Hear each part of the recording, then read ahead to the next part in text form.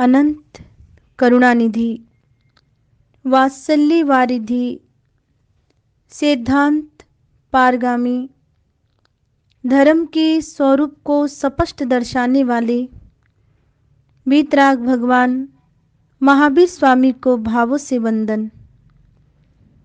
वर्तमान आचार्य सम्राट ध्यान योगी युग पुरुष शिवाचार्य भगवान के श्री चरणों में कोटि कोटि नमन करती हूँ।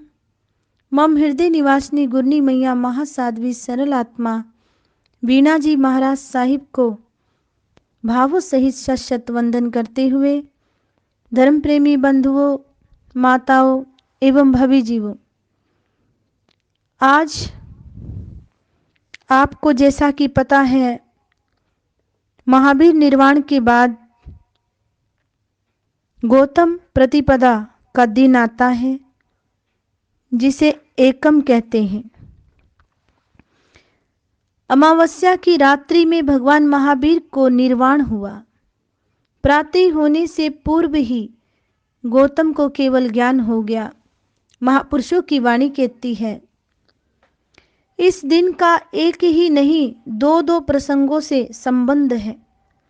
जितना संबंध भगवान महावीर से है उतना अथवा उससे भी अधिक गौतम स्वामी यानी कि इंद्रभूति गौतम गणधर के साथ भी है। इंद्रभूति गौतम स्वामी का भगवान के प्रति सुदृढ़ सात्विक अनुराग था। यह अनुराग प्राचीन जन्म जन्म से चलता आ रहा था। धर्म प्रेमी बंधुओं, महापुरुषों का फरमाना है कि जन्म जन्म से चलता आ रहा था और वीतराग भगवान महावीर स्वामी गौतम जब अपने साथी तथा छोटे संतों को केवल ज्ञान होते देखते, आपने कई बार इसका स्वाध्याय चिंतन और महापुरुषों से सुना होगा कि जब गौतम स्वामी ऐसा देखते तो चिंतित हो उठते, मुझे केवल ज्ञान क्यों नहीं होता। भगवान महावीर से भी यही शिकायत करते कि प्रभु सबको केवल ज्ञान होता जा रहा है, मुझे क्यों नहीं हो रहा। उनकी चिंता तथा उदासी को देखकर वीतराग भगवान महावीर ने इंद्रभूति गौतम से कहा, गोयमा उदास मत हो, आप भी कभी मेरे जैसा केवल ज्ञान पाओगे।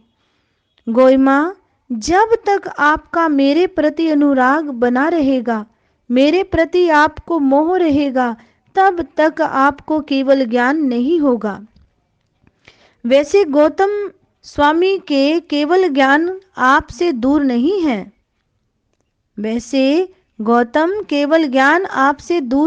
है। ऐसा वीतराग भगवान कहते हैं।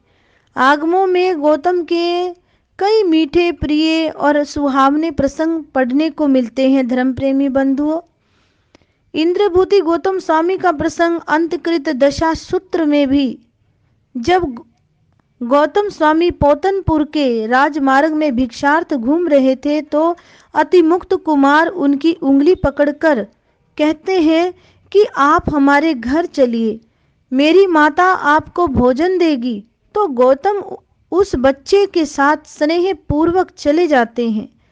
गौतम स्वामी प्रभु की एक एक घटना याद करने योग्य है और दोहराने के योग्य है। गौतम स्वामी आनंद श्रावक के पास भी भूल क्षमाने गए थे। यह अध्ययन आप सुनते भी हैं और संत मुनि महात्मा सबको सुनाते हैं। तो गुरु भगवंतों से क्या विचार मिला, क्या स्वाध्याय, कि उपासक दशांग सूत्र इस बात का साक्षी है। सत्य का इतना महान साधक अपनी भूल को अनुभव करते ही बिना भोजन किए अपनी भूल खिमत खिमौना करने चले गए, क्षमा मांगने चल देते हैं। आज छोटे से छोटा व्यक्ति भी अपनी प्रतिष्ठा का सवाल खड़ा कर देता है। झूठ को भी सत्य कहने का प्रयास किया जाता है। गौर करना धर्म प्रेमी बंधुओं, माताओं, भवी जीवों, अब तो झूठ को भी सत्य कहा जाता है। किसी भी स्थिति में अगर हमने असत्य का मुखौटा पहन लिया है तो उसे सत्य कहकर चलने का रिवाज हो गया है। जो कह दिया सो कह दिया, चाहे सच चाहे झूठ। भगवान कहते हैं हितकारी भाषा बोलो, मितकारी बोलो, लाभकारी बोलो, हिंसाकारी भाषा नहीं बोलनी। अब उस पर सोचना क्या?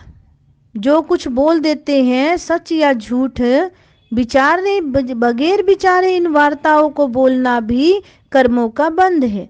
अब तो झूठ को भी सत्य कहना होगा।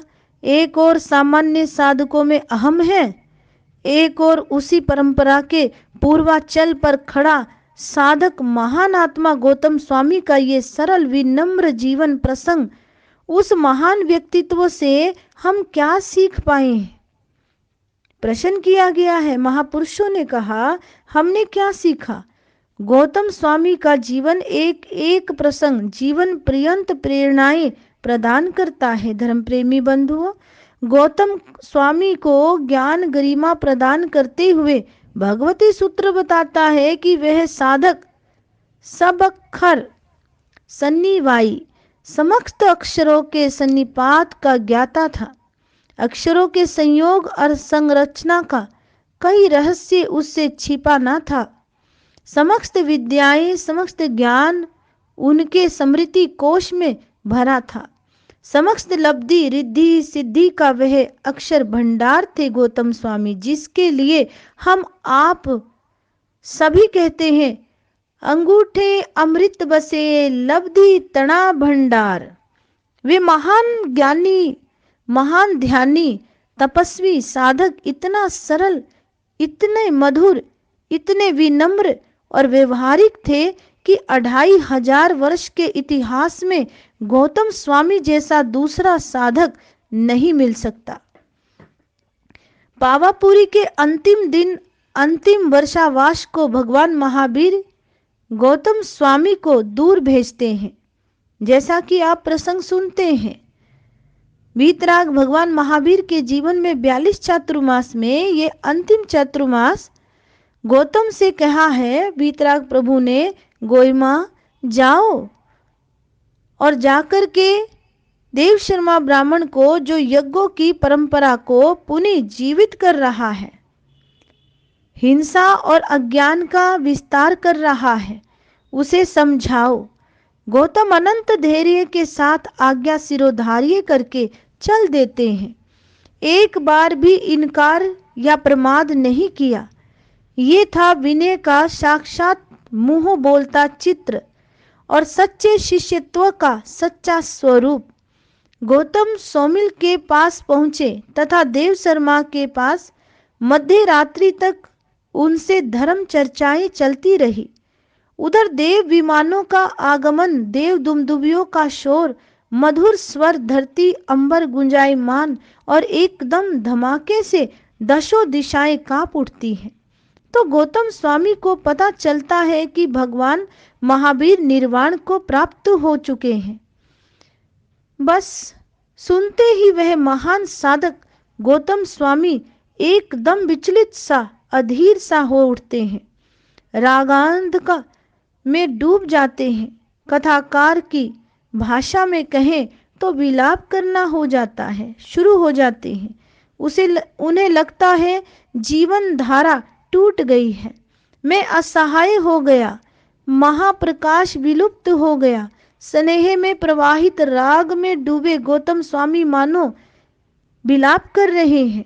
तरह तरह के वे प्रभु को उपालंब देते हैं। प्रभु मेरे साथ धोखा किया है, आपने मुझे पहले ही अलग कर दिया। भगवान मैंने क्या बिगाड़ा था? प्रभु क्या मैं आपका रास्ता रोकता था? क्या आपका पल्ला पकड़ता था? क्या मैं साथ जाता था? प्रभु अगर मुझे ले भी जाते तो क्या आपत्ति थी? क्या मेरे कारण आपके वहां भीड़ हो जाती? भगवान आपने अपने शिष्य को ठुकरा दिया। आदि आदि मीठे मीठे से वह उपालंब देता जा रहे थे गौतम स्वामी। और क्या कहते हैं? कथाकार लिखते हैं, गौतम जी करे अरदास, रखा नहीं पास मुझे बिसराया, अंतिम दर्शन नहीं पाया। कहा देव शर्मा को समझाओ, दी आज्ञा गौतम तुम जाओ, पीछे से प्रभु वर चुप के मोक्ष सिधाया, अंतिम दर्शन नहीं पाया। तो गौतम जी करे अरदास, रखा नहीं पास मुझे बिसराया, अंतिम दर्शन नहीं पाया। कुछ ही क्षणों में गौतम स्वामी का राग वैराग्य में बदल गया है। आसक्ति विरक्ति में आ गई, एकदम मोह की तंद्रा टूट गई है। सोचने लगे हैं, हे प्रभु, सोचते हैं प्रभु तो अपने परमानंद को प्राप्त हो गए, वे मुझे छोड़कर चले गए, प्रभु ना लेकर गए, ना बताकर ही गए, मैं किस लिए रो रहा हूं, क्यों? उन्होंने तो अपने कर्मबंध चकनाचूर कर दिए, मैं इन बंधनों में तड़प रहा हूं। इरादे बदल गए गौतम स्वामी के, भाव बदल गए, वे महासाधक महाअंधकार से प्रकाश की ओर चल दिया। उनकी चिंता चिंतन में परिवर्तित हो गई। धर्म प्रेमी बंधुओं, महापुरुष फरमाते हैं, विश्वास आत्म दर्शन की ओर मुड़ गया। जन्म जन्म के राग और स्नेह की कड़ियां टूटने लगी। प्रबुद्ध चेता गौतम जी मोहपाश को तोड़ केवल्य को प्राप्त हो गए। बोलिए गौतम स्वामी की जय, इंद्रभूति गौतम स्वामी की जय।